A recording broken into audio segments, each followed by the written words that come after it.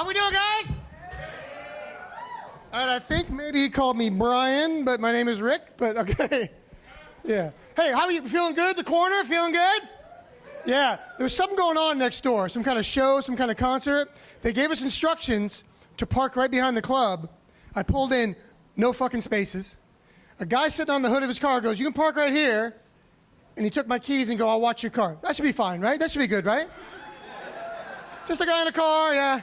I'm from out of town. I'm from Chicago. I don't know. I came into town. I've been away for a little bit. I told my agent, I said, I do some family things. Had to do some family. My mom was very sick. I had to be with my mom. So now I'm back. I'm doing some shows. And I said, I want to go somewhere hip and hot to get back into the comedy thing. They sent me to Orlando. And I did spend the day in Oviedo. It's pretty fucking nice out there. I don't know what that guy's talking about. I don't even know what he's talking about. But yeah, it's good to be back on stage. It's good to be back doing this again. So my first show back last night, my agent called and said, I know you're in Central Florida. I got a show for you. It's a huge show, 300 people. You're filling in for a dude. Just go there and be there at 8 o'clock. I got an address. I showed up. They ushered me in. I'm backstage. I'm very nervous. I don't know what this place is. They introduced me. I go out on stage. The curtain opens. 300 people, all fucking naked. I was in Land O'Lakes, Florida at Paradise Lakes. You ever heard of this fucking place? It's a nudist colony. She didn't tell me. The pay was very, very good. But it wasn't enough. Because you're trying to do comedy, you're doing your show, and there's like a grandpa sitting in the front row with his balls just hanging on the floor. The fuck do you do at that point, man? I don't know what your job is. What is your job? General manager. You're a general manager. Okay, so when you're general managing, if there's just some old guy sitting in front of you with his balls hanging out, it's kind of hard to do your job. And after the show, they want to come up and take pictures with you. You know, we've all seen naked movies and porn and Showtime and Cinemax, but these are like your grandparents being fucking naked. Imagine your grandparents naked hanging out at a comedy club. It's not cool.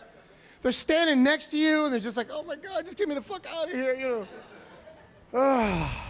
But I just recently turned 55. Anybody else in the 55 category? We're the 50s? Yeah? Your birthday is today? 2 days ago, how old? 55? 60. Okay. So 5 years ago, maybe this will jog a memory for you, okay? I go to see my doctor for the checkup on 55. He goes, Rick, you're 55 now. You had a colonoscopy. When you were 50, we got to do another one. Who's done a colonoscopy? Where are we at? Of course you have. Right? So, all right, so you guys have all done them, right? I did it the real way the first time. This time he tells me there's another way you can do it. It's called Cologuard. You guys have all seen the Cologuard commercials when you're watching football, right? It's that little box. He's got a smiley face and hands. It's a box of shit, man. He's at the pool. He's going down the slide. He's playing with the kids. It's Cologuard, right? I didn't know what it was. The doctor goes, you do it at home, and you do the test yourself, and then we give you the results. I go, fine, let's do it. We left the doctor's office. By the time we got home, that Cologuard box was already on my front stoop. I live on a cul-de-sac. So everyone in my neighborhood saw that box sitting on my stoop. Rick's gonna shit in the box. They all knew it. So I grab this box, I run it in the house, I sit it on the counter. Now, show of hands, who's done a Cologuard? A couple of people, you've done it yet? Cologuard does not fuck around, do they? You've had the box for 2 days, they start calling you. They start emailing you, they go, we know you got the box. FedEx sent us a picture of the box on your welcome mat. You gotta use it, it's time sensitive. So I go, okay, I'll use it. It's intimidating, right? You open this box up, there's all these parts and pieces. There's all these jars and there's fluids. There's a bucket, my man, there's a little bucket. You gotta put it in your toilet, build it, yes, you do. You close the lid, it comes with this like 30-page instruction booklet. You sit down on the toilet, You turn the page and it says, now you built your Cologuard kit. Please move your bowels. So I did that. And then I turned the page and it says, just a little bit. What the fuck? How is that not on the same page? Just a little bit. It says we only need 2 ounces. So I stand up and I go, oh my God.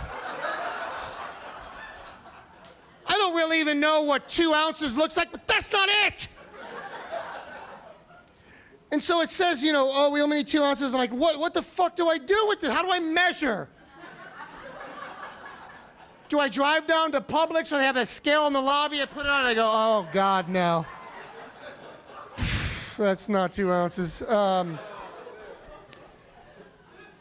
So anybody who's done it, you know the next part. It comes with this fluid. You pour it in the bucket. I hate to be so gross, but we're all getting to the age. This is going to happen to all of us, right? So you pour it in the bucket. You put the lid on, and you put everything back in the same box that they sent it in. It's not even a plain brown, inconspicuous box. It says Cologuard right on the box. And it gives you a little piece of tape, and you seal it up. You turn to the last page of the instruction booklet, and it says, please take your Cologuard box to your local UPS store, and we'll mail it for free. I'm like, fuck you, Cologuard. What the hell? Why can't the same FedEx guy just come pick it up? Now, where we live in our neighborhood, we just moved over to Tampa. Where we live now, there's a UPS store in our neighborhood. We go there all the time for like Amazon returns and shit like that. I am not taking my box of shit to the UPS store where they know me by name. I know it's for my health. I know it's important. But I took that box and I put it in the back seat and I buckled it in for safety. And I drove from Tampa to Sarasota. No one knows me there. I park, I get out, I see the UPS store, and it says just drop it off and we'll mail it for free. So I get this box, and now I'm walking through the parking lot of a Publix, you know, big thing with a box of shit. Everyone knows what you got, right? And I just say to myself, Rick, go in, drop it off, get rid of it, and get out. I walk in, there's a line. I don't see a counter where, drop off? No, nothing, I don't see it. So I'm moving up, everyone knows I've got a box of shit, you know. People are standing 3 feet away from me like it's COVID times again. It's like, what the fuck? So I get up to the counter, and I haven't looked anybody in the eye, and I set it on the counter, and I look up. The girl working the counter was like a 22-year-old beautiful blonde girl. She goes, what you got there? You fucking know what this is. You know what this is. I didn't realize I was on a trampoline here. What is this? Sorry about your stage, Bonkerz. How about this? There we go. I'm a little animated, so. So she goes, what is this? And I go, oh, God, just please, I'm dropping. And then she had the nerve to ask me, is there anything hazardous in there? Of course it's hazardous! Put the sticker on it, let's send it, you know. So we got a nice mix of people here. The first few comics, we're doing a lot of edgy, urban material, and I don't like the way you're looking at me, so I'm going to stay with all the white material that I have, and I'm a little scared. I'm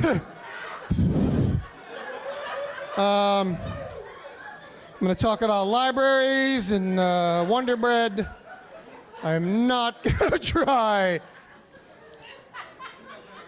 I've been doing this a long fucking time. Let me tell you, I've been doing this for 35 years, right? And actually, I did my first ever stand-up when I was in high school. So I was like 16 years old. 1986, when the first time I did my first time stand-up. Yeah, somebody likes that. Thank you. And And I'm a little jealous of the black comics because they can get up here and throw that shit around and say all these words that we all know the words, but I'm not saying the words, you know? And he called you one of those words, and I was going, oh, he can't do that. And he goes, you went, yeah, my brother. I'm like, no, I'm not doing that, you know? So he's also bigger than everybody in this fucking room, so he can say whatever he wants, Rashad. But, yeah. What is your name since we're, Nate. Nate? Nate. That's a good name, man. Where are you from, brother? Can I say brother? I'm sorry. I said it, and it didn't feel comfortable. It just kind of came out. I don't even, should I go? Is that it for me? Start the car. I don't even know. Oh, he's got my keys. The car's not, what do I do? I said it, but I call everybody brother, so that's cool, yeah. I'm good. He said I'm good. Look, security showed up. He knew. He's like, what's happening there? Did a white guy say brother? We told him not to do that. Where are you from, Nate? Mount Dora. Oh, yeah. I think they're clapping because they've heard of it, because there can't be this many people from Mount Dora here tonight. Really? Holy shit. Now listen, my parents moved down to Florida, so I've been here quite a few times. All I know about Mount Dora is there's a fucking killer flea market there. Is that all? Is that it? Is that it? Downtown? The whole city's beautiful. Yeah. Thank you, brother. See, it feels good now. I feel comfortable saying it now. You can go. It's all good. You can go wherever you... He's just standing over there. I'm going to get... You know what? This is going to go viral when he hog-ties me at Bonkerz. I'm like, ugh. Fucking Matt Rife's doing crowd work, and I'm going to get hog-tied at Bonkerz in Orlando. Yeah. My car, I don't know where my car is at this point. I don't know. I'm going to end up in Mount Dora tonight. When's the flea market open? Tomorrow? I'll be there, yeah. So, what do you do there in Mount Dora, Nate? Are you retired? No, sir. What do you do for a living? You're a pipe layer? Load operator. That's cool, man. Like a construction crew? Yeah, there's shit being built, yeah. So, yeah. They're all very proud of you, and that's the Mount Dora. You guys come in a big bus? Is that your big bus out back? The Mount Dora crew that comes to a comedy show? That's a weird fucking thing to do, right? That's right. The flea market is closed? Oh. Now the Mount Dora people are heckling the Ovita crowd. I don't even know what's happening anymore. Hey, is it possible I can get another Yingling up here? I kind of spilled half of mine at the bartender. Yeah. Put it on Nate's tab. He's my brother. And, no, man.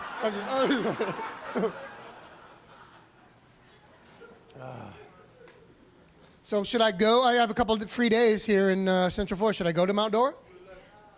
What's going on there tomorrow? Can I come visit? See, oh, he paused. We were brothers a minute ago, and now he's like, Oh, football tomorrow, right? Yeah.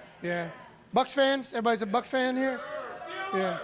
Steelers? Okay. Yeah, okay. Why don't we just all yell them out now and get it out of the way? What are your favorite teams? Just yell them out. Oh, thank you very much, my friend. I don't know what that one was, but we'll root for them. Hey, now! If you only knew what I was getting paid, Nate, I got to get a new rental car tomorrow because that one's fucking gone. I know it, yeah. This is a true story. We pulled up, and that's where they told us to park. And there was a dude on his phone. The music in his truck was just pumping loud. And I go, I'm supposed to park here. I'm with the comedy club. And he goes, we're all out of spots.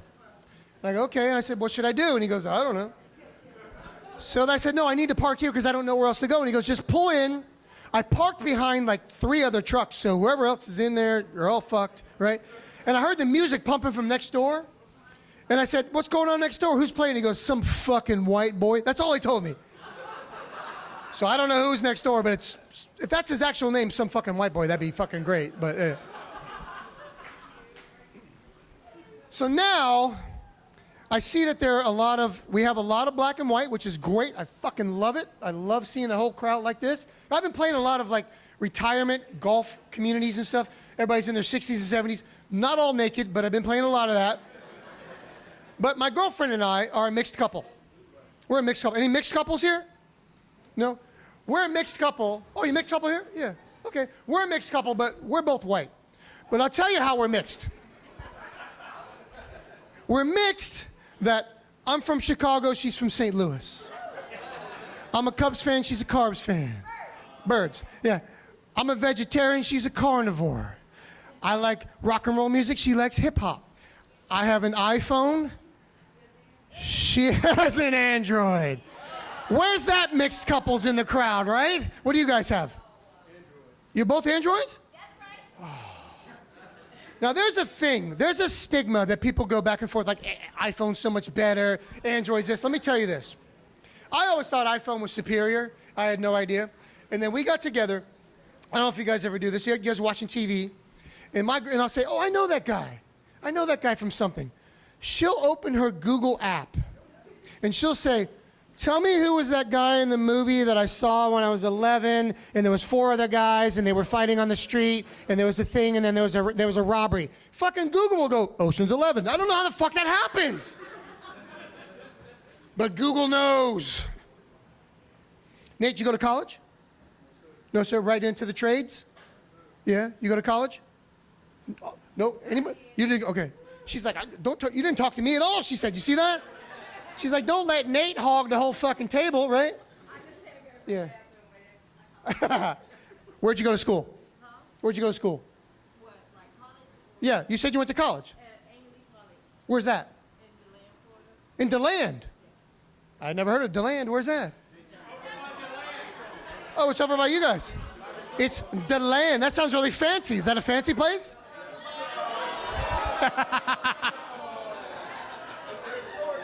Like it's a French place. I'm from DeLand. It's a what? It's a historic town. Okay, what happened there? Why is it historic? It's just really old. Is that why it's historic? Yeah. So you're.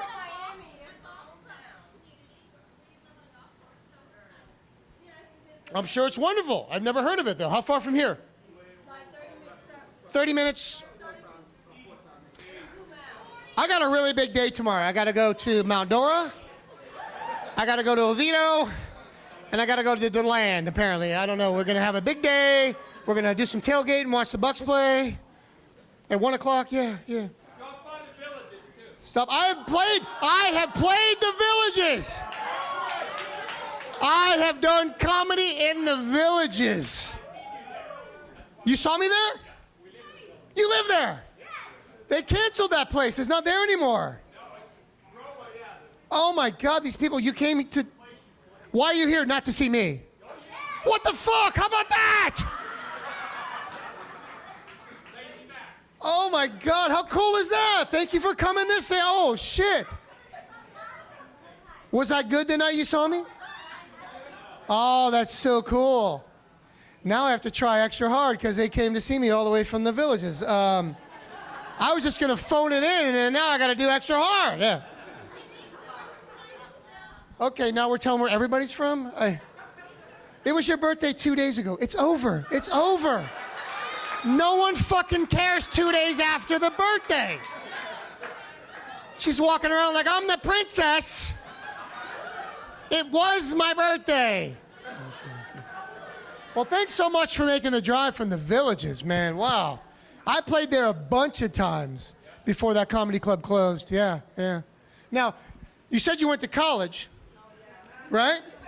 I went to a junior college, right? I went to like 2 or 3 years of junior college, and look where I fucking ended up, right? So, I don't know if you have kids who are still in college. Tell them to stick with it, because if not, you end up on a trampoline in downtown Orlando with no rental car. That's what happens if you don't go to college. Nate, we're just getting started, man. What the fuck? Oh, is he gonna pay the bill? Oh, he's that kind of guy, right? He can't wait. He's gonna get out of here right when I say that's my time, and you guys are gone. Right back to I forget where you went. Mount Dora. That's right. Hang with me 1 second. Did he go? Yeah, listen, listen. I'm going to tell a joke. The punchline is the word broccoli. When you hear me say broccoli, laugh like it's the funniest fucking joke you ever heard. Nate won't get it. Because for some reason he had to be a big man and leave while I'm telling my jokes. So when he sits down, I'll tell the joke, and you all stand up like it's the funniest fucking joke you ever heard. Can we do that? Yeah, we can. And let's do it in honor of her birthday. What do you say?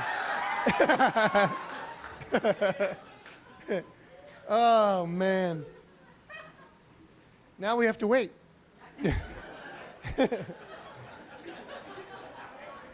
We'll wait. I'll tell you this quick story before we get into that. When my girlfriend and I started dating, everything was fantastic. And, you know, you have that first couple of weeks where you're dating and you decide somebody's going to spend the night at someone's house. I spent the night at my girlfriend's house for the first time. When I spent the night there, I had to get up the next morning and get back on the road and do more shows. I got up that morning and went right into the bathroom, took a shower, big glass shower, you know those big glass showers. It all fogged up. I couldn't see anything. Turned the water off, reached out and grabbed a towel, started drying my face and head off, and I felt just on the top of my dick the cutest little kiss, and I thought, this girl is amazing. When I moved the towel away, it was her fucking dog.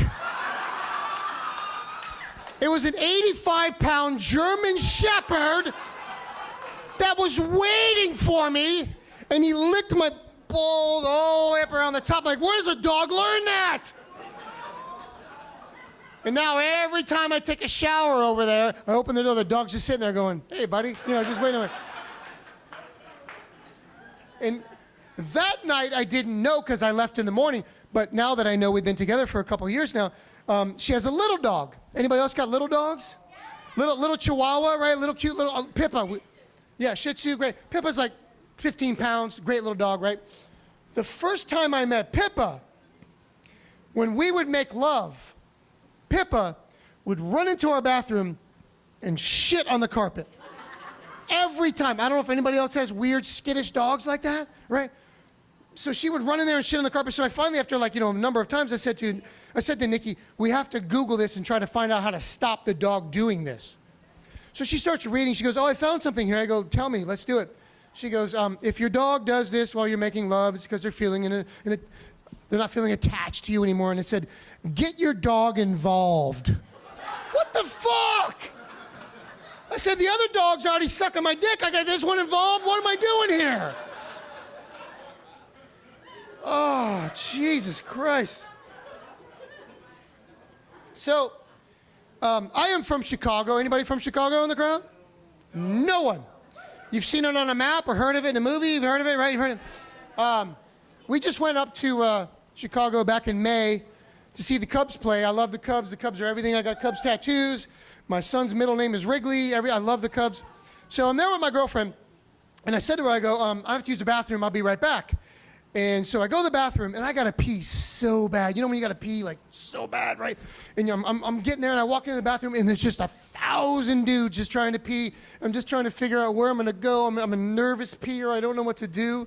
And I finally, you know, finally everybody moves away, and it's my turn to step up and pee. I need, like, a urinal with protection or a stall. I don't get it. What do I get at Wrigley Field? I get a metal trough that runs along the wall, and you have to walk up to this thing and pee into it, right? Nate, the old Tampa Stadium, you went there, right? You had to pee in that metal trough? You never been there? They had a metal trough. Wrigley Field, tell us a story about Wrigley Field. You had to pee in this trough. Now, Wrigley Field does it one better. Not only are you peeing in a trough while people are yelling at you, I'm a nervous peer, it's on a center island. So not only am I peeing in a trough, we're staring at each other's faces. What the fuck? Listen, I love that you guys came out to see comedy. We got about 10 more minutes or so, but I'm going to leave you with a joke, and I'll get to the rest of the set. When you go back to the Villages or Mount Dora and DeLand and Oviedo, your friends are going to know, how was the show at Bonkerz? Tell us a joke. All of our jokes have been kind of personal, but here's a jokey joke you can tell your friends. A little boy's being terrible, just a horrible, horrible brat. He's about 8 years old. His mother says, I had enough of you. Go upstairs. I'll see you in the morning. The boy comes downstairs the next morning. Mom's not even talking to him, Nate. So he grabs his lunch bag, opens it up and looks inside, and he goes, Mom, I know you're mad at me, but what's this green stuff in here? And she goes, son, that's broccoli.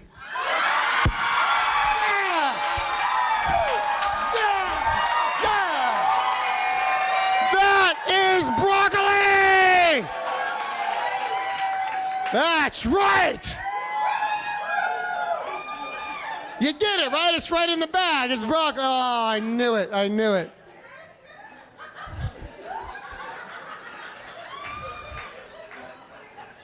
Nate just looked at me like, what the fuck? He's like, I thought we were brothers. She might tell you on the way home. I don't know. I don't know.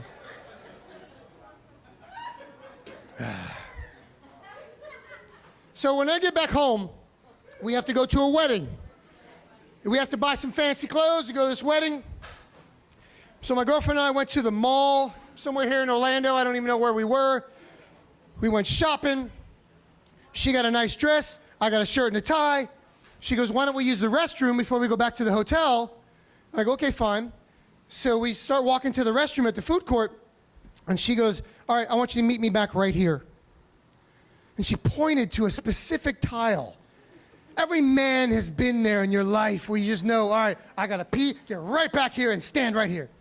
So I go pee, Nate, come right back out, I stand on this tile, I'm waiting. Some dude walks up and goes, hey, man, my wife told me to wait there. Well, fuck you, I'm not moving, but this is a nice tile. Now there's just guys just standing on tiles, just waiting. Some are holding purses, some are holding bags, just hanging out, right? No one is coming out of the ladies' room. No one. Men are coming out, they're starting to pile up, going, where are the ladies? So they told me, Nate, why don't you go in there and just peek in and see what's happening. So I leaned in and looked in the ladies' room. There's carpeting. There's chandelier, there's a sofa. We don't have that in the men's room. We have a river of urine that runs through the place. It's disgusting. So finally, Nikki comes out and I go, baby, there's 10 of us here. You're the only one who came out. What happened in there today? She goes, it was crazy in there. The woman in stall 5 ran out of paper. And I go, so? How's that slow you up? She goes, well, women have a code. We help each other out. So in my mind, I'm picturing the woman in stall 5 sits down, no paper. You women have all been there. What's the next thing you're doing? You're trick-or-treating, right? Hello? Hi, stall 5 here. Oh, I love your shoes. Next thing you know, paper's coming from 1, 2, 3, 4, 5 underneath. They're singing Kumbaya. They're holding hands. This never, ever, ever would happen in the men's room, all right? Nate, we go to the bathroom together, too. Sit down, stall to stall. I don't have paper. I know your name. We're buddies now, right? Right? I guarantee you, Nate, I'm coming back out not wearing a fucking sock. Yeah. There's no trick-or-treating. Not happening. I got 2 socks. Don't need it. Yeah. So,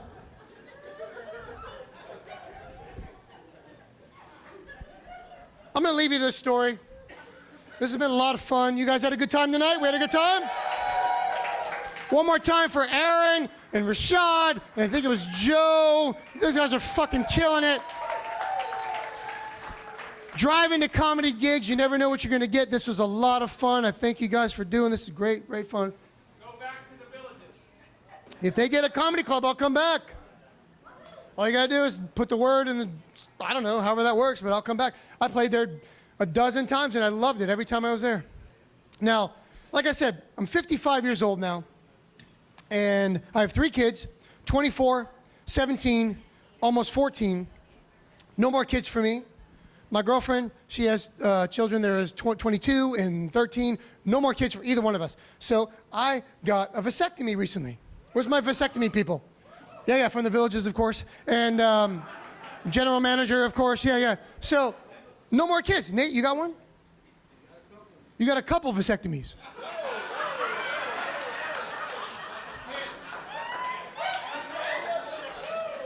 He's like, my dick is so big, I had to go twice. And they're not even sure it worked. Look at her, she's going, no. You have a couple kids, is what you're saying. Yeah.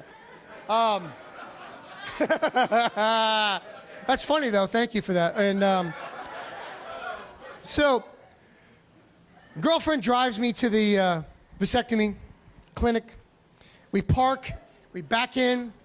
It's one of those weird days where it's about to rain. It's really windy. I'm nervous as fuck because I'm about to get, your balls cut open. I'm really nervous. You said you had one, right? You're nervous about it, bro. I don't really even understand what's going to happen. Like I said, I went to a junior college. I actually came to Florida. I went to St. Pete Junior College when my parents lived here. So I didn't even know what was about to happen. I just trusted my doctor. We're sitting there waiting. I'm very nervous. I'm fidgety, right? We see this car pull into the parking lot, and he kind of bumps up over the curb, and he's half in and out, and it made us laugh a little bit. We were feeling comfortable about it. But when he opened the door and turned, it was my fucking doctor. It was Dr. Highshot. He looked right at me. I go, no!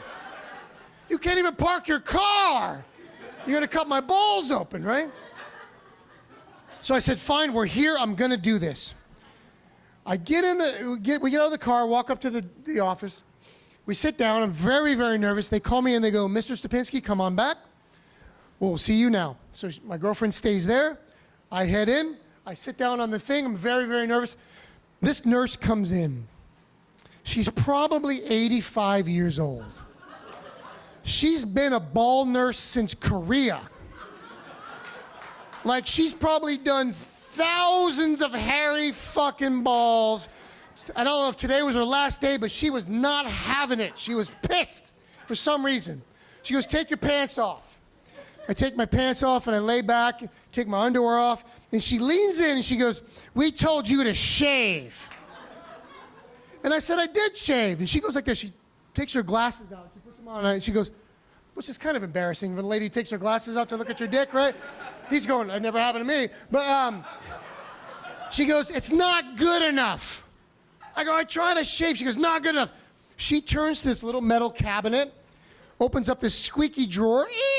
She pulls out like one of those single blade Bic razors, like the kind you get at a hotel if you forgot your razor. Nate, she angrily shaved my balls upwards like that. And then when she's done, she turned around and put it back in the fucking drawer. How many balls has that thing shaved? I'm traumatized and it hasn't even started yet. So she goes and she looks at me, she goes, you should have shaved better and it wouldn't have happened. She goes, she said this, she goes, you should have shaved your snatchy patch. That's what she called it, snatchy patch. Now I gotta tell you a true story before I move on. My girlfriend and I have this little thing that we do where she gives me a word that I have to work into the set without anybody knowing about it. Tonight's word phrase was snatchy patch, and we're not gonna play that fucking game anymore. So, so she left. I'm on the table. I'm nervous. I don't even know what's about to happen. The doctor comes in. They swab me up. They give me a couple shots. I'm completely numb. He starts working on me. I'm leaning back. I'm not even watching. Because you're numb, but I can kind of feel something's happening. He goes, Rick, I got the right side done. No problem. You feel any pain? I go, no pain. Fine. He moves over to my left side, and he's working 10, 15, 20 minutes. And he goes, Rick, I don't know what to tell you. There's a lot of swelling here. I go, no, your whole fucking hand's in my nutsack. And he says, I can't find the vas deferens. I'm really trying. And he goes, oh, wait, I think I got it. He pulls this thing out of his shirt pocket. It's like a cauterizing tool. And I'm leaning up now because now I'm invested. And I look up, and he cauterizes the vas deferens, and smoke starts rising off my balls. It's like they just elected a new pope. I don't even know, just smoke just rising off my balls. And I'm like, holy shit, and he says, I got it, everything's fine. I got it all worked out, you should be fine. And he leaves. Angry ball nurse comes back in. She goes, get dressed. The doctor will see you down the hall. Sign some papers. Be on your way. I go, fine. I get dressed. I kind of move down the hall. You remember this, right? You go down the hall, lots of pain. I go to his office, the door's kind of open a little bit, and I knock and I open, and he goes, come on. He's on the phone, Nate. He's on the phone. He goes, just 1 second, I'm on the phone. So he goes, I'm on the phone.